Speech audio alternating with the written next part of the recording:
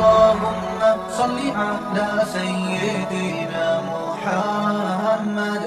بسم اللہ الرحمن الرحیم نحمدہ ونصلی علی رسولہ الکریم۔ الایذاء، رسول اللہ صلی اللہ علیہ وسلم نے جب اعلانیہ دعوت دینی شروع کی تو اس کے بعد آپ کے خاندان والے اور قریش اور دیگر جتنے لوگ تھے وہاں پر مکہ میں سارے آپ کے مخالف ہو گئے۔ چند لوگ جنہیں چنے جو تھے وہ مسلمان ہوئے تھے، تو انہوں نے جو مخالفین تھے کفار تھے، انہوں نے آپ صلی اللہ علیہ وسلم کو اور آپ کے صحابہ کرام کو کتنی سخت تکلیفیں پہنچائی ہیں، ایذائیں دی ہیں، ان کا اس میں تذکرہ کر رہے ہیں۔ کہتے ہیں کہ رسول اللہ صلی اللہ علیہ وسلم نے مشرکین کی طرف سے بہت ساری سزائیں، تکلیفیں اور بہت سختیاں دیکھی ہیں۔ خاص طور پر جب آپ بیت اللہ کے قریب نماز پڑھنے کے لیے جاتے تھے تو اس موقع پر آپ کو بہت مشکلات اور تکلیف کا سامنا کرنا پڑتا تھا، اور آپ صلی اللہ علیہ وسلم کو جو ایذا دینے والے تھے ان میں سے سب سے بڑی جو جماعت تھی ان کو بہت زیادہ اذیت دینے کی وجہ سے مستہزئین کا نام دیا گیا ہے۔ قرآن میں بھی ان کا تذکرہ آتا ہے، مستہزئین۔ ان کا مختصر کچھ ان کی اذیتوں کا ذکر کر رہے ہیں۔ اول تو ان میں سب سے پہلا بندہ اور جو سب سے زیادہ سخت تھا آپ کا مخالف ابو جہل عمر بن ہشام بن مغیرہ مخزومی قریشی۔ وہ آپ کے خاندان کے ساتھ ہی کا تعلق تھا، لیکن اس طرح حقیقی آپ کے چچا نہیں تھے جس طرح ویسے مشہور ہے کہ آپ کے چچا ہیں، چچا نہیں تھے، خاندان کے اندر ہی دور کے رشتے دار بنتے تھے۔ قال یومن، انہوں نے ایک دن کہا اپنے قبیلے والوں سے، قریش والوں سے، یہ جو محمد ہیں یہ وہ باتیں لے کر آئے ہیں جو آپ دیکھ رہے ہیں کہ تمہارے دین کو یہ برا بھلا کہتے ہیں، تمہارے معبودوں کو برا بھلا کہتے ہیں، تمہاری عقلوں کو یہ بیوقوف قرار دیتے ہیں، تمہارے معبودات کو برا بھلا کہتے ہیں۔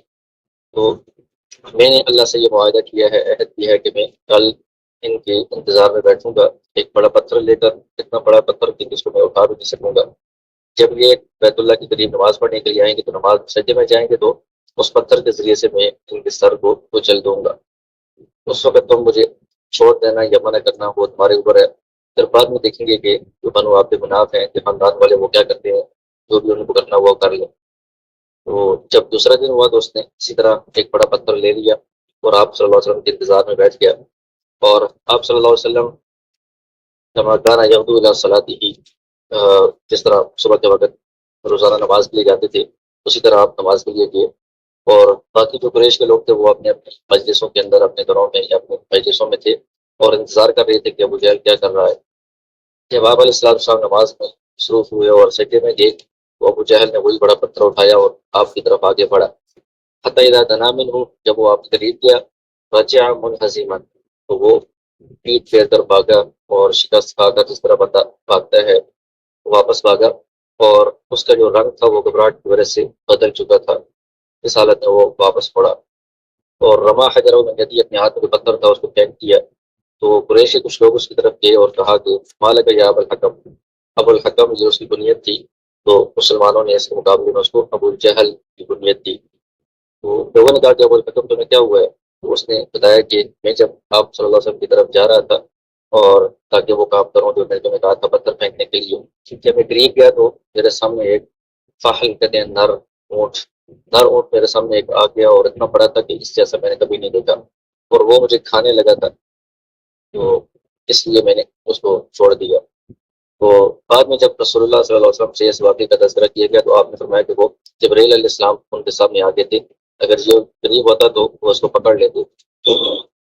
اور اس کے علاوہ بھی ابو جہل بہت زیادہ آپ صلی اللہ علیہ وسلم کو بیت اللہ کے قریب نماز پڑھنے سے منع کیا کرتا تھا۔ ایک دفعہ اس نے کہا جب آپ نماز پڑھ رہے تھے کیا میں نے آپ کو اس سے منع نہیں کیا ہوا؟ تو آپ صلی اللہ علیہ وسلم نے اس کو سخت بات کی، کوئی جواب دیا۔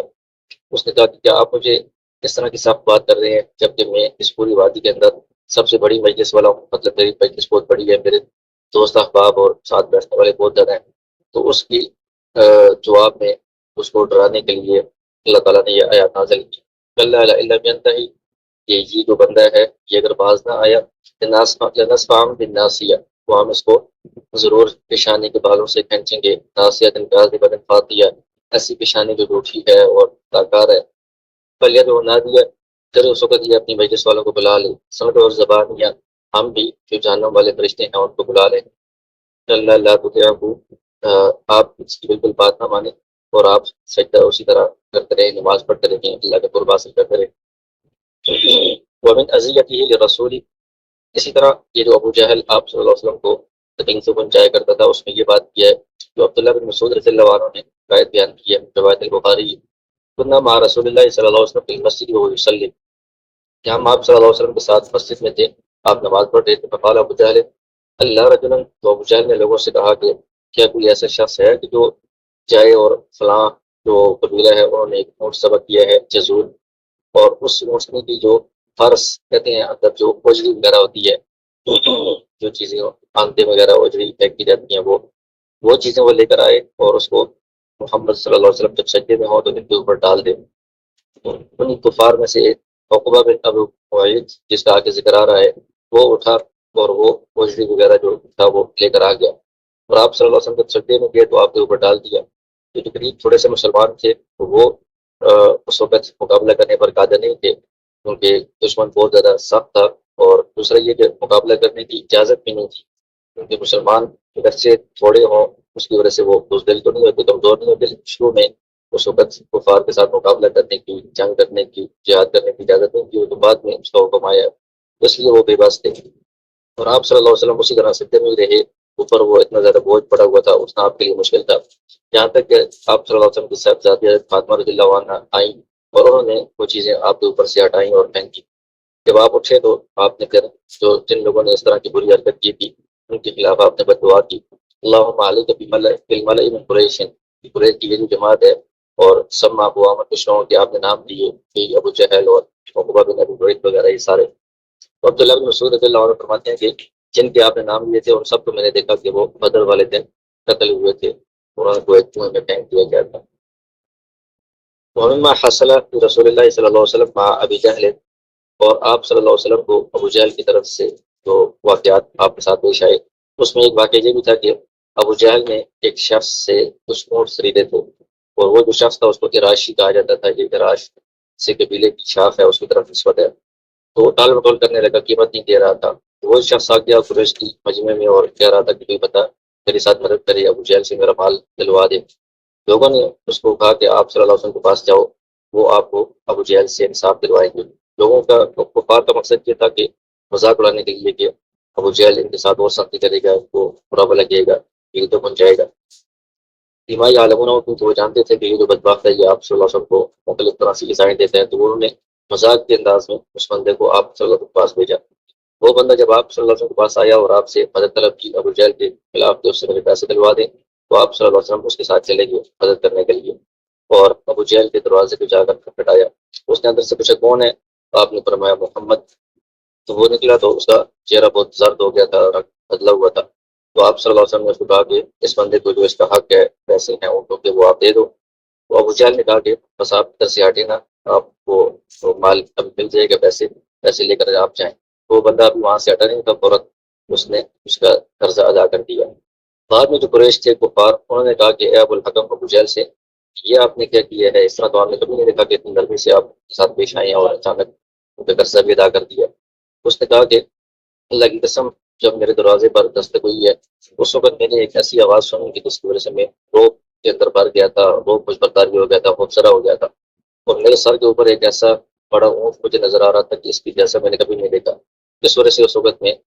سخت بات نہیں کر سکا اور فوراً میں اس کا قرضہ ادا کرنے کے لیے تیار ہو گیا۔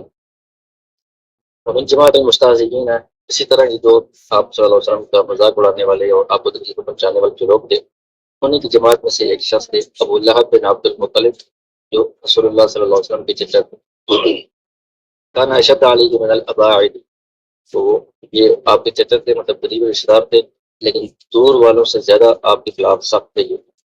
اور یہ آپ صلی اللہ علیہ وسلم کے دروازے کے اوپر گندگی پھینک دیا کرتا تھا، اور یہ آپ کا پڑوسی تھا، اور آپ صلی اللہ علیہ وسلم کے بعد میں اس کو ہٹا دیتے تھے اور کہتے تھے کہ اے بنی عبد مناف، ہم اپنے قبیلے والوں کی طرف، اے ہمارے قبیلے والوں، یہ کیسا پڑوس ہے کہ پڑوس کی گھر کے سامنے بندہ یہ گند پھینک دے۔ اور یہ جو اس کے برے اعمال تھے آپ کو تکلیف پہنچانا، اس کے اندر اس کے ساتھ ابو لہب کے ساتھ اس کی جو بیوی ہے ام جمیل وہ بھی شامل تھی، اور وہ اکثر آپ صلی اللہ علیہ وسلم کو برا بھلا کیا کرتی تھی اور آپ کے بارے میں چغلیاں کھایا کرتی تھی، خاص طور پر جب ان دونوں کے بارے میں سورہ ابو لہب نازل ہوئی ہے، سورہ تبت یدا ابی لہب، اس کے بعد بھی یہ اور زیادہ آپ کو مختلف طرح سے تکلیف پہنچانے لگے۔ اسی طرح جو آپ کو استہزاء کرنے والے اور آپ کو دل سے پہنچانے والے دور میں عقبہ بن ابی معیط ایک بہت بدبخت شخص تھا، یہ بھی آپ کا دوسرا پڑوسی تھا،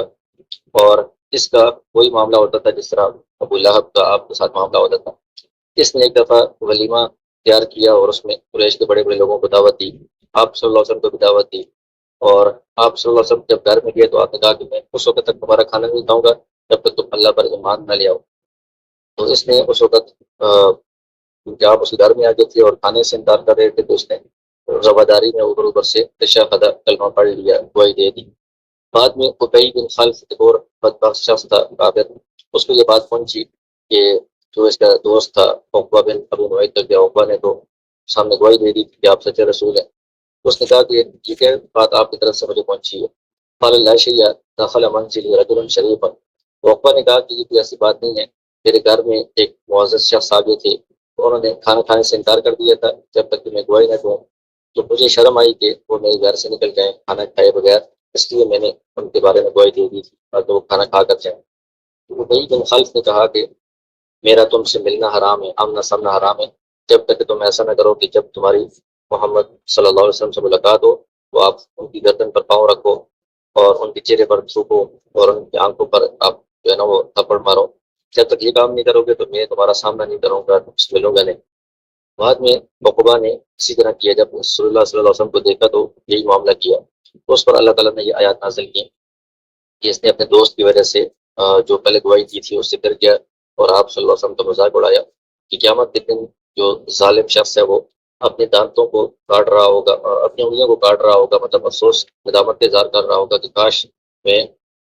اللہ کے رسول کے ساتھ اتباع والا راستہ اختیار کرتا، اس کے ساتھ رہتا، اور کاش کہ میں فلاں شخص کو اپنا دوست نہ بناتا، اس نے مجھے جو نصیحت ہے وہ آ جانے کے بعد مجھے نصیحت سے اس نے گمراہ کیا، دور کیا، اور انسان شیطان جو ہے وہ انسان کے لیے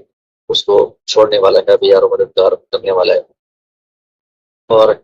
اسی طرح یہ جو عقبہ بن ابی معیط ہے بدبخت، جس نے جو آپ صلی اللہ علیہ وسلم کے ساتھ معاملات کیے تکلیفوں والے، ان میں ایک سخت معاملہ یہ تھا جو بخاری کی روایت میں ہے، نبی صلی اللہ علیہ وسلم کعبہ کے قریب خطیم میں نماز پڑھ رہے تھے کہ یہ عقبہ بن ابی معیط آیا، تو اس نے اپنا جو کپڑا تھا وہ آپ صلی اللہ علیہ وسلم کی گردن میں ڈالا اور اس کو اتنا زور سے دبایا کہ آپ کا سانس گھٹنے لگا۔ تو بکر رضی اللہ عنہ تشریف لائے تو انہوں نے اس کے کندھے سے پکڑا اور اس کو آپ صلی اللہ علیہ وسلم سے دور کیا۔ تو اس کے بارے میں ہے اتقتلون رجلا ان یقول ربی اللہ، کیا تم ایسے شخص کو مارنے کے لیے آ رہے ہو جو یہ کہتا ہے کہ میرا رب اللہ ہے، وقد جاءکم بالبینات من ربکم، جبکہ وہ کہہ رہا ہے کہ میں تمہارے پاس تمہارے رب کی طرف سے واضح دلائل لے کر آیا ہوں۔ ومن جماعت المستہزئین، انہی جو استہزاء کرنے والے اور تکلیفیں پہنچانے والے لوگ تھے، ان میں سے ایک العاص بن وائل السہمی بھی ہے، جو عمر بن عاص رضی اللہ عنہ صحابی ہیں، ان کے یہ والد تھے عاص بن وائل سہم، تو یہ بھی رسول اللہ صلی اللہ علیہ وسلم سے سخت دشمنی کرنے والا بندہ تھا، اور یہ کہتا تھا کہ محمد صلی اللہ علیہ وسلم نے اپنے صحابہ کو دھوکے میں ڈالا ہوا ہے کہ دوبارہ یہ مرنے کے بعد زندہ ہوں گے، حالانکہ ہمیں تو زمانہ ہی ہلاک کرے گا، مطلب زمانے کے ساتھ ساتھ ہم ختم ہو جائیں گے، دوبارہ کوئی زندگی نہیں۔ اللہ تعالیٰ نے اس کے دعوے کے رد میں یہ آیات نازل کی، وقالوا کہ یہ لوگ کہتے ہیں ما ہی اللہ حیات الدنیا، کہ صرف یہ دنیا کی زندگی ہی ہے، نموت و نحیا، ہم مر جاتے ہیں جیتے ہیں بس دنیا میں، وما یہلکنا الا الدہر، ہمیں کوئی ہلاک نہیں کرتا ہے سوائے زمانے کے، وَلَهُم بِذَلِكَ مِنْ عِلْمٍ، حالانکہ ان کو اس کا کوئی علم نہیں ہے، جنہوں لا یظنون، وہ محض اندازے سے اٹکل سے یہ باتیں کرتے ہیں۔ وَكَانَ عَلَيْهِ دَيْنٌ لِخَبَّابٍ بْنِ الْأَرَطِ، کہتے ہیں کہ یہ جو شخص تھا عاص بن وائل، اس کے اوپر قرضہ تھا ایک صحابی خباب رضی اللہ عنہ کا، جو مسلمان ابتدا میں مسلمان ہونے والوں میں سے تھے، تو انہوں نے اس سے تقاضا کیا کہ قرضہ میرا واپس کرو، تو عاص نے آگے سے جواب دیا کہ کیا تمہارے جو ساتھی ہیں محمد جن پر آپ ایمان لائے اور جن کے آپ دین پر ہو، وہ یہ دعویٰ نہیں کرتے کہ جنت کے اندر بندہ جو بھی چاہے گا سونا چاندی کپڑے اور خادم وغیرہ سب کچھ اس کے پاس ہوگا؟ یہ ایسی بات نہیں ہے؟ تو خباب رضی اللہ عنہ نے فرمایا کہ ایسا ہی ہے۔ تو اس نے کہا کہ تم مجھے اس وقت تک مہلت دو، تو جب میں جنت میں جاؤں گا تو وہاں پر مجھے مال اور سب کچھ ملے گا، اس وقت میں تمہارا قرضہ ادا کر دوں گا۔ وہ مذاق اڑا رہا تھا، تو اللہ تعالیٰ نے اس کے جواب میں یہ آیات نازل کی، افرأیت الذی کفر بآیاتنا، کیا آپ نے دیکھا ہے اس شخص کو کہ جو ہماری آیات کا انکار کرتا ہے، وقال، اور کہتا ہے کہ لأوتین مالا وولدا، قیامت کے دن مجھے مال اور اولاد ملے گی، یہ کیسے ہو سکتے ہیں؟ اطلع الغیب، کیا اس نے غیب کی چیزوں کو جھانک کر دیکھ لیا ہے؟ ام اتخذ عند الرحمن عہدا، یہ اس نے اللہ کے یہاں کوئی وعدہ لے رکھا ہے؟ کلا، ہرگز ایسا نہیں، سنکتب ما یقول، ہم لکھ لیں گے لکھ رہی ہے جو یہ کہہ رہا ہے ونبت لهم من العذاب مدا، اور اس کے لیے ہم بہت سخت عذاب کو لے کر آئیں گے۔ بندہ سو بھائی یقول جو یہ کر ہے اس کے ہم وارثوں کے وہ یقین آفردہ یہ ہمارے پاس آئے گا تو بالکل اکیلا ہوگا، اس کے ساتھ کوئی مال اولاد وغیرہ کچھ نہیں ہوگا۔ اور ان جماعت المستہزئین، اسی طرح یہ جو آپ کو تکلیفیں پہنچانے والے اور مذاق اڑانے والے لوگ تھے، ان میں اسود بن عبد یغوث زہری القرشی بھی ہیں۔ بنو زہرہ سے ان کا تعلق تھا، جو آپ صلی اللہ علیہ وسلم کے تنحیال ہے ان سے۔ تو یہ جو شخص تھا یہ نبی صلی اللہ علیہ وسلم کے صحابہ کرام کو جب دیکھتا تھا کہ وہ آ رہے ہیں، یہ کہتا تھا کہ تو اپنے ساتھ والوں کے لوگوں سے کہ زمین کے بادشاہ تمہارے پاس آ رہے ہیں، مذاق اڑانے کے لیے کہ اپنے آپ کو یہ کہتے ہیں کہ ہم زمین کے اندر ہمیں بادشاہت ملے گی۔ کہنا کانوں متفشفین ہے، کیونکہ وہ جو صحابہ کرام کی حالت ہوتی تھی وہ ایسی ہوتی تھی کہ سستا حالت ہوتی تھی، مطلب کمزور، ان کے کپڑے بھی تھوڑے پرانے ہوتے تھے اور ان کی زندگی بھی تھوڑی مشکل تھی، سخت زندگی تھی، تو اس کو دیکھ کر یہ مذاق کرتا تھا کہ یہ زمین کے بادشاہ ہے۔ اور نبی صلی اللہ علیہ وسلم کو وہ مذاق اڑانے کے لیے کہتا تھا کہ کیا آج کے دن آپ سے آسمان کی طرف سے کوئی بات ہوئی ہے، آسمان والوں سے، اس طرح مذاق اڑاتا تھا۔ ومنہم، اور انہی مذاق اڑانے والوں میں سے اور تکلیفیں پہنچانے والوں میں سے ایک شخص اسود بن عبد المطلب الاسدی بھی ہیں، جو حضرت خدیجہ رضی اللہ عنہ کے چچا کا بیٹا تھا۔ تو یہ اور وشیات اور اس کا جو گروہ یہ سارے جب مسلمانوں جب ان کے پاس سے مسلمان گزرتے تھے یتغامزون، تو یہ آنکھوں سے ایک دوسرے کو اشارہ کرتے تھے مذاق اڑاتے ہوئے۔ انہی کے بارے میں قرآن میں آیات نازل ہوئی ہیں، ان الذین اجرموا، یہ لوگ جو مجرم ہیں یہ ایمان والوں سے ہنستے ہیں، اذا مروا بہم، جب ایمان والے کے پاس سے گزرتے ہیں، یتغامزون، تو یہ آنکھوں سے ایک دوسرے کو اشارہ کر رہے ہوتے ہیں کہ یہ وہ لوگ ہیں۔ وَإِذَا انقلبوا إِلَىٰ أَهْلِهِمُ انقلبوا فَكِهِينَ، جب اپنے گھروں کی طرف واپس جاتے ہیں تو مذاق اڑاتے ہوئے ہنستے ہوئے واپس جاتے ہیں۔ وَإِذَا رَأَوْهُمْ، جب وہ ان مسلمانوں کو دیکھتے ہیں تو قالوا، کہتے ہیں ان هؤلاء لضالون، یہ تو گمراہ ہوتے ہیں، دین سے پھرتے ہیں۔ تو اس طرح کے مختلف یہ لوگ تھے، مختلف گروپ تھے، جماعتیں تھیں جو آپ صلی اللہ علیہ وسلم کا اور صحابہ کرام کا مذاق اڑایا کرتے تھے اور ہر طرح سے آپ کو تکلیفیں پہنچاتے اور نماز سے اور دین سے روکنے کی کوشش کرتے تھے۔ لیکن آپ صلی اللہ علیہ وسلم بھی استقامت کے ساتھ اپنے دین پر اور دین کی دعوت پر ڈٹے رہے، اور جو صحابہ کرام تھے وہ بھی استقامت کے ساتھ یہ ساری تکالیف سختیاں برداشت کرنے کے باوجود اپنے دین کے اوپر قائم رہے۔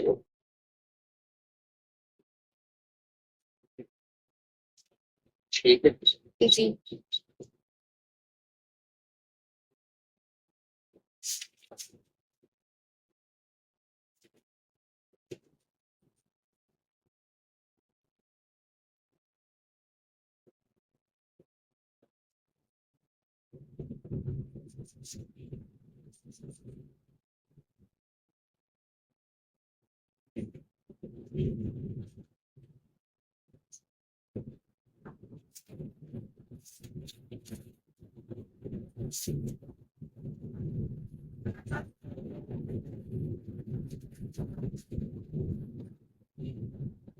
سمجھ آ گئے سر؟ جی جی ٹھیک۔